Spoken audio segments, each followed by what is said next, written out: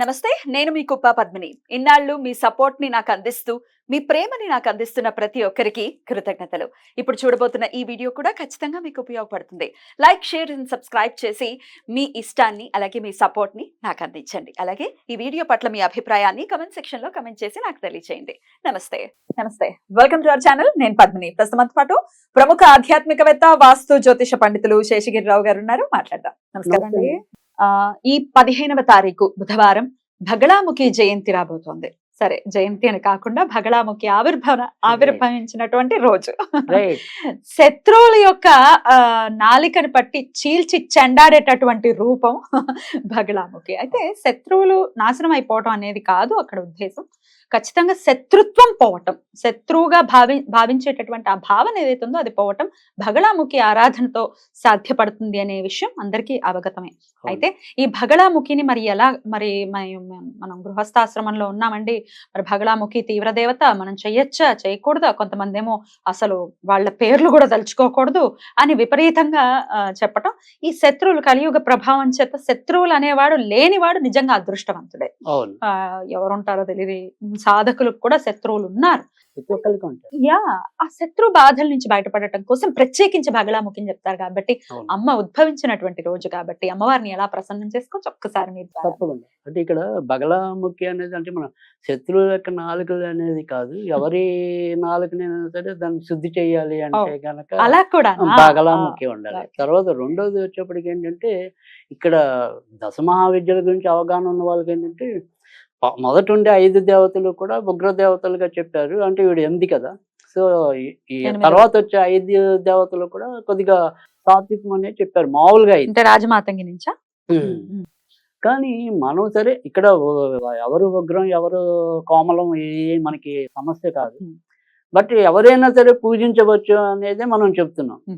So ఇక్కడ మన బగళాముఖి దేవతకి వచ్చేప్పటికి ఏంటంటే, చాలా మంది వాక్ స్తంభన అనుకుంటారు. వాక్ స్తంభన అంటారుగా, అదిగా వాక్ స్తంభన అంటారు. కానీ ఇక్కడ నేననేది అంటే, ఇక్కడ ఆ మాదనుడు అనే రాక్షసుడు ఆయన మరి వరం పొంది, నేను నోటితో ఏదంటే అది జరిగిపోవాలనే వరం పొందుతాడు. ఆ వరం పొందటం వల్ల ఆయన ఏముంది, ఆ చెడు ఎలా పలికితే అది అయిపోవాల్సిందేగా.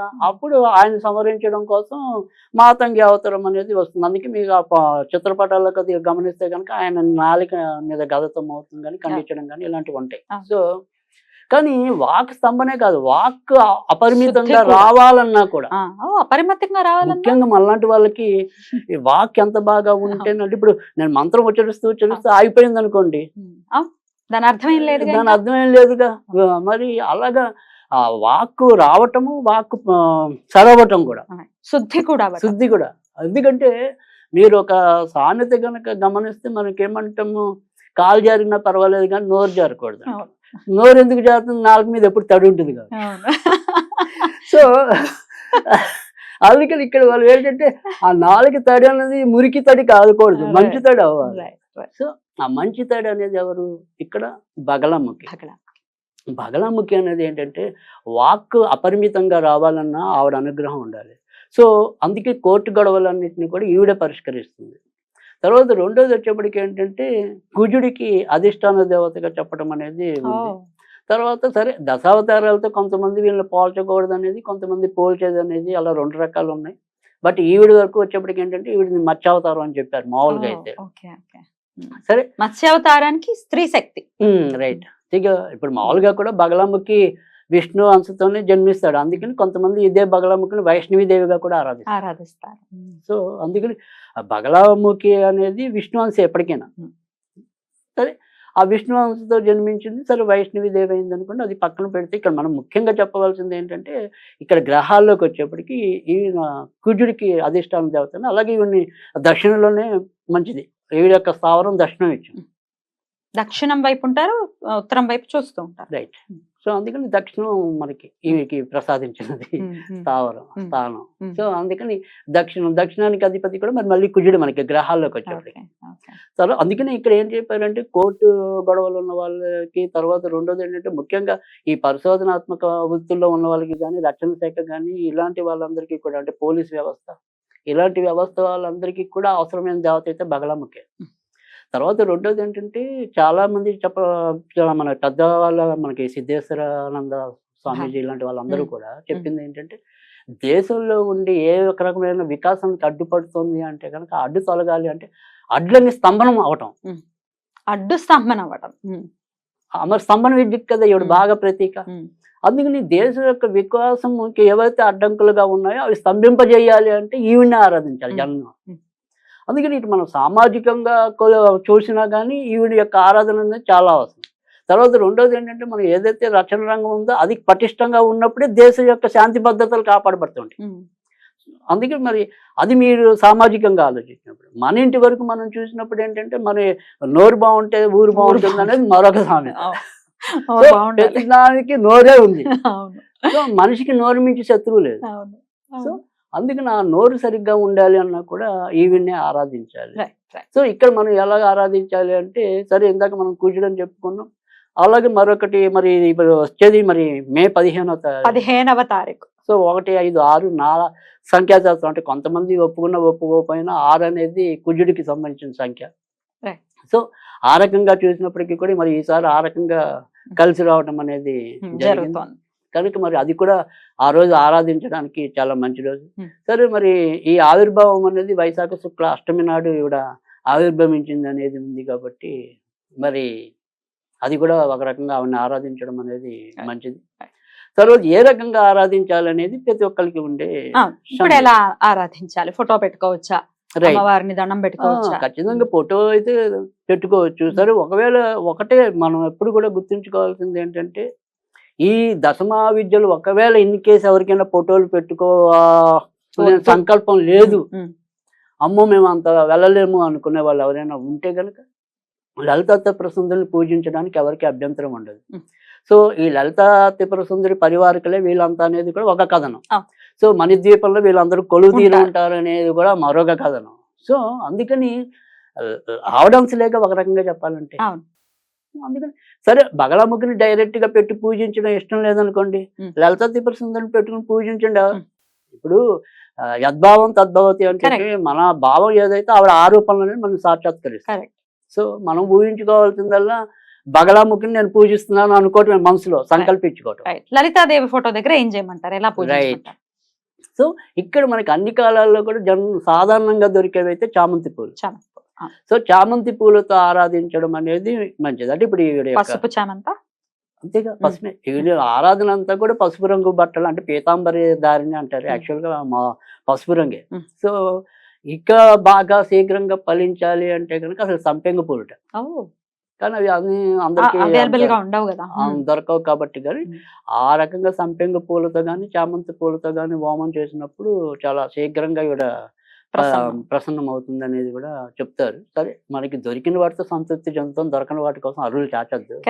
సో ఇక్కడ వచ్చేప్పటికి ఏంటంటే చామంతి పూలు అయితే సాధారణంగా దొరుకుతాయి అన్ని కాలాల్లో కూడా. సో పసుపు రంగు అనేది మనకి ఇంపార్టెంట్. సో ఆ రకంగా ఈవిడ్ని ఆరాధించడం. సరే ఇక్కడ ఎలా ఆరాధించాలంటే కనుక చాలా తేలికైన పద్ధతి అనేది ఓం భం ఓం భం ఓం భం అనేది అంతే. ఓం భం అది బకారం ఉండాలి, అది ఒత్తుండాలి, ఓం భం ఓం భం ఓం భం అది. అలా కాకుండా మామూలుగా అయితే ఈవిడ గాయత్రులు ప్రతి ఒక్కరికి గాయత్రులు అనేది ఉంటాయి కాబట్టి ఆ రకంగా చూసినప్పుడు అయితే కనుక ఈవిడ్ని బగలాముఖే చ విద్మహే సదా నింభే చ ధీమహి తన్నో దేవి ప్రచోదయాత్ అదొక పద్ధతి. సరే ఇవేంటంటే మనకి తేలిక ఇందాకే మనం చెప్పుకున్నాం ఓం బం అన్నది. ఇది దక్షిణంలో మనకంటే ఇందాక మనం ఏదైనా సరే ఒక సబ్జెక్ట్ ఇస్తున్నప్పుడు దేవుడి దగ్గర ఉన్నప్పుడు అది ఎప్పుడు ఈశాన్యం మారదు, అది కొండగుర్తు. అలా కాకుండా విడిగా పూజించాలనుకున్నప్పుడు వీళ్ళు దక్షిణంలో కూర్చుని ఉత్తరముఖంగా పూజ చేసుకోవటం అనేది అంటే సాధన అనేది. సో అలా ఏదైనా సరే ఈ మాల అనే దానిట్లో కూడా మనకి ఏంటంటే పగడాల మాల అయితే మంచిది. ఎందుకంటే మనం ఇప్పుడు ఈ కుజుడికి ప్రతీకగా చెప్తున్నాం కాబట్టి ఎర్రపూసల మాల అనుకోండి. పగడాలంటే డైరెక్ట్ గా పగడాలే అవసరం లేదు. ఏం చేయాలి పగడాల మాల? మనం ఒకవేళ ఓం బం అనేది 108 సార్లు అనుకోవాలనుకుంటే పగడాల మాల పెట్టుకుని లెక్క 108 టైమ్స్ అంతే చేయాలి. అదొకటి. ఆ తర్వాత ఏమి నివేదన చేయాలి అంటే కనుక పసుపు రంగులో ఉండేదంటే కేసరి. సో కేసరి కానీ పులిహార కానీ నివేదన చేయాలి. ఇవి నివేదన చేయడం అనేది అదే. పొద్దున్నే చేయొచ్చా అండి అమ్మవారి ఆరాధన? అంటే ఇక్కడ ఎప్పుడైనా సరే మనకి ఈ దేవతల యొక్క ఆరాధనలోకి వచ్చేప్పటికి ఏంటంటే ఇన్కేస్ రాత్రిపూట అయినా కూడా ఆరాధించవచ్చు. సో ఆ పొద్దున కూడా మనం చేయాలంటే కనుక మధ్యాహ్నం 12 గంటల లోపు చేయాలి. ఎప్పుడైనా సరే బ్రహ్మ ముహూర్తం అనేది అది ఎప్పుడు కూడా మనం విశేషమే కదా. అది ఎప్పుడు మనం మళ్ళీ మళ్ళీ పునర్నిర్వహించాల్సిన అవసరం అయితే ఉండదు. బట్ బ్రహ్మ ముహూర్తానికి మించిన ముహూర్తం అనేది ఉండదు. అంటే ఒక అక్షయ తృతీయ నాడు ముహూర్తాలు లాంటివి వదిలేస్తే ఈ బ్రహ్మ ముహూర్తం అనేది ఎప్పుడు కూడా విశిష్టమైనది.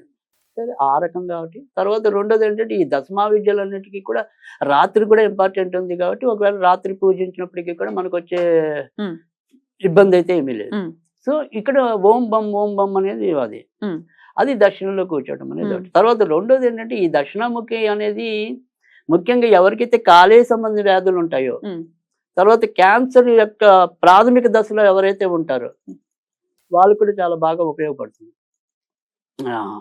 అంటే అది మరీ ముదరకుండా క్యాన్సర్ అనేది. తర్వాత క్లోమ్లం అనేది అంటే మనకి దానివల్ల ఏమవుతుందంటే ఈ బర్నింగ్ ప్రాబ్లం వస్తుంది కదా. సో అలాంటివి ఏదైనా ఉన్నప్పటికీ కూడా బగలాముఖి ఆరాధన అనేది చాలా శ్రేష్టమైనది. సో అది తర్వాత రెండోది వచ్చేప్పటికి ఏంటంటే జాతకంలోకి వచ్చేప్పటికి అంటే గురుడికి సంబంధించిన పరిష్కారం లభించాలన్నప్పటికీ కూడా బగలాముఖి ఆరాధన అనేది చాలా అవసరం ఉంటుంది. తర్వాత రెండోది ఏంటంటే ఇక్కడ ఈ గురు రాహులు కలిస్తే అది గురు చండాల యోగం అనేది ఉంటుంది. తర్వాత శని రాహులు కలిసినప్పటికీ కూడా కొంత ప్రాబ్లం అయితే వారి జాతకాల్లో ఉంటుంది. శని రాహులు కలయిక మంచిది కాదు, గురు రాహులు కలయిక కూడా మంచిది కాదు. ఈ రకమైన దోషాలు పోవాలన్నా కూడా బగలాముఖినే సేవించాలి. తర్వాత ఇప్పుడు మనం చెప్పాలి అంటే కనుక ఇక్కడ వృషభం అనేది స్త్రీ రాశి, అక్కడ గురుడు సంచరిస్తున్నాడు కాబట్టి స్త్రీ దేవత బగలాముఖి కాబట్టి మనం విష్ణు యొక్క అంశం గురుడు కదా. సో అందుకని వీళ్ళిద్దరు కాంబినేషన్ లో మనం చెప్తున్నాం ఈ బగలాముఖిని. బుధవారం వస్తాం. అది ఇక్కడ గురు సంచారం అంతా ఏడాది ఉంటుంది కాబట్టి మరి చక్కగా ఖచ్చితంగా బగలాముఖి ఆరాధన అనేది చాలా మేలు చేయటం అనేది కూడా ఉంటుంది. తర్వాత రెండోది ఒకవేళ ఇన్ కేస్ మనము ఈ బం అనేది కాకుండా ఒక స్విచ్ వర్డ్ మోడల్లో చెప్పాలి అంటే గనక బ్రహ్మ బ్రహ్మ బ్రహ్మ బ్రహ్మ బ్రహ్మ. సో దీనివల్ల ఏంటంటే మనకి ఇందాక చెప్పినట్టు ఏదైనా సరే వాక్ స్తంభన పెరగటం అనేది కాకుండా ఎవరైతే ఈ క్రియేటివ్ రంగంలో ఉంటారో, సృజనాత్మక రంగం అంటే మనం ఇప్పుడు సపోజ్ ఫ్యాషన్ డిజైనర్ ఉన్నారు అనుకోండి, కంపల్సరీ కొత్తది ఉండాలి. సో ఆ క్రియేటివ్ కి సంబంధించిన ఒక రచయిత కావచ్చు, ఎవరైనా సరే అది కదా. అందుకని ఆ క్రియేటివ్ తో ముడిపడి ఉన్నది ఏదైనా సరే ఖచ్చితంగా ఈ స్విచ్ ఆ రొట్టెని చక్కగా పరిపూర్ణంగా పొందాలనేది నా ఆకాంక్ష. అద్భుతంగా అందుకే చెప్పారు. చాలా బ్యూటిఫుల్ గా ఎవరు ఏ విధంగా చేసుకోవచ్చు అనేది చాలా వివరంగా మాకు తెలియజేసినందుకు కృతజ్ఞతలు అండి. నమస్కారం.